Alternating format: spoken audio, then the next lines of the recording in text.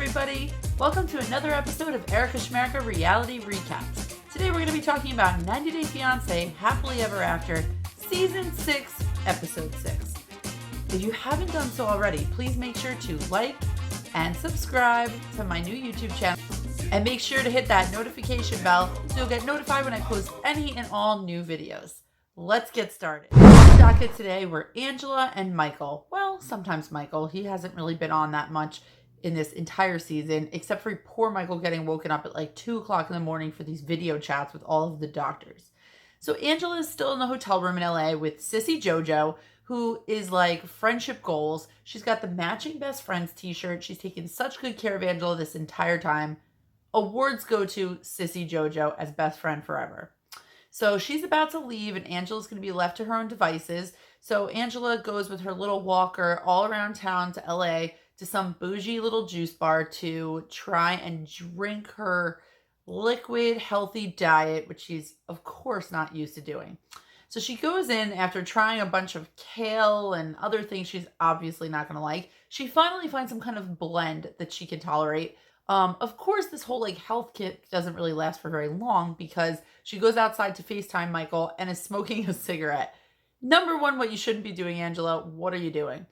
So she calls Michael and right away lays on this guilt trip. And it's kind of funny because she's thinking in her head about getting a facelift, knowing that Michael won't like it. So she calls him on FaceTime to pick a fight and blame him for something and then go in for the kill talking about the facelift.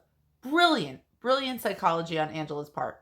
So she, mentions to Michael that she didn't feel he was supportive enough about all her surgeries and he doesn't care about her health as she's smoking the cigarette. Clearly Michael did because he was upset with her for smoking, even hanging up on her. But she told him about the facelift and about the turkey gobble, which he admits is another feature that he likes to play with on Angela's body. So now Michael is all upset about the facelift. He said he doesn't support that surgery, and Angela's going to try and get him to come around. So later on, she goes and has another consultation with a third doctor this time, also a good-looking doctor, who she proceeds to hit on again because, that's her style. So she talks to the doctor about the turkey gobble and how they're planning to remove it and has that doctor call Michael via FaceTime also. Of course, Michael is just taken aback by the whole thing. He's very upset. He and Angela start some big fight on FaceTime in the doctor's office, giving them all a show. And it kind of seems like they're on the outs as of now. We'll have to see how Mima recovers from this one. Now with Brandon and Julia this week, there really wasn't too much to discuss. Basically, the entire thing that happened this week was that the two of them were just talking about last week and how crazy Julia acted when she went storming out of the beer hall, leaving a whole plate of french fries uneaten. So she was sitting in her little limited 2 pajamas in her own room when Brandon came in and sat down on the bed and they started talking. And Julia actually explained that this jealousy that he's seeing is actually only 50% of her normal jealousy, because we should talk in percentages. It is 90 Day Fiancé. So Brandon can't even imagine a day where Julia was more jealous than this, but she claims that she's working on it. It is a character flaw. She's jealous of friends and family and everybody, and she wants all of the attention on her. So unfortunately, if somebody else talks to Brandon, this is going to be a problem for her, but she claims to be working on it and trying to smooth over this issue. Back in Tulsa, things are going just as well as we could have expected with Big Mike and Natalie and Mother Butter Trish. Of course, this episode, they're preparing for Thanksgiving. They're going out to get the firewood, which is at some firewood salesman's house of sorts. So, of course, Trish had Natalie right in the trailer, hauling all the wood around, with the firewood salesman claiming he could tell that it was Natalie's first time, being the way she was dressed, the fact that she didn't have a sunbonnet like Trish, and her hair was just flying all over the place in the breeze. Back it up a minute. Let's talk about Trish's sunbonnet. It was my favorite thing in the entire episode. The fact that she had this great little wide brim sunbonnet that went all the way around with an opening for her little bangs to pop out and just flow in the breeze. I mean, did production bring this for her, or did she just have that laying around? I'm going with choice B. I think she just had that laying around. But nonetheless, it really kicked the episode up a notch to where it needed to be. Anyway, During the wood chucking arranging session, Mike declared he had to pee and left the girls alone together, which gave Trish the optimal amount of time to bring up the whole job thing to Natalie, because she really is on this kick that Natalie should be an interpreter. She doesn't think Natalie should be sitting around the woods and just complaining all day, and she thinks that Natalie can get out there and really start working. Natalie, of course, being, the actress that she is in those 10 movies on her IMDb, announced that she will not make herself unhappy. She has one life to live, and this is it. And, she was comparing herself to the likes of Johnny Depp. She couldn't really think of any other actors and actresses. I don't know if there are any other, right? Probably not, that she could even compare herself to. But I would actually like to see her in Pirates of the Caribbean Part 45. The Hunt for Mother Butter's Treasure or something. Anyway, so Natalie was very taken aback by Trish's kind of harsh comments and the fact that she was kind of judging Natalie for not really working. Mike returned from his pee just in time to get everybody back in the car and end that conversation. However, the next stop that they all made was to the butcher shop, which we know was planned by production. Thank you, production. Thank you for giving us that one. Natalie stood there in horror, being the vegetarian that she is, or the Pringletarian. She was really taking those Pringles down. And Mike was just so taken back by the tomahawk steaks, because we know in every single episode, wherever they went out for dinner, he was obsessed with tomahawk steaks.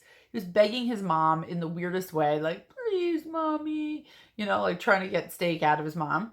And it looked like he kind of got his way. Mommy got Mikey whatever he wanted from the butcher shop, including the Thanksgiving turkey, while Natalie had a tantrum and ran outside in disgust and stomped off to the car, giving us all a great show of her acting chops. Mike didn't follow her or try to console her in any way. And in his interview was kind of funny when he said, maybe if she had a tomahawk steak in her hand, I'd go chasing her. I actually did think that was funny, even though he's a total jerk.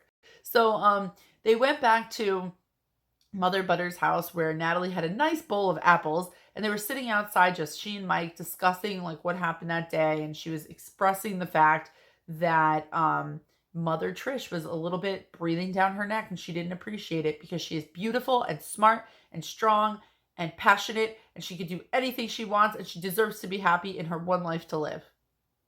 It was a lot. It was a lot.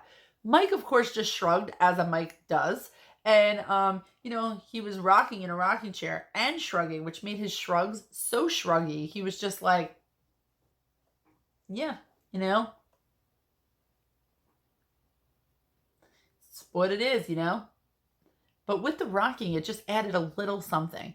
Can't wait for next week. Can't wait to see them all cooking in the same kitchen together. Hopefully they're using a lot of butter. Hopefully Natalie acts equally as crazy as she did in this episode, and I'm looking forward to it. This week, it seemed as though miracles do happen, because Tiffany had her shoulders covered for the first time possibly ever. Besides that, I guess another miracle happened. Ronald's visa process got approved. Not like that he was okay to come over, but the next step of the process so he could go for his interview and try and make a little bit of headway of coming over to the U.S.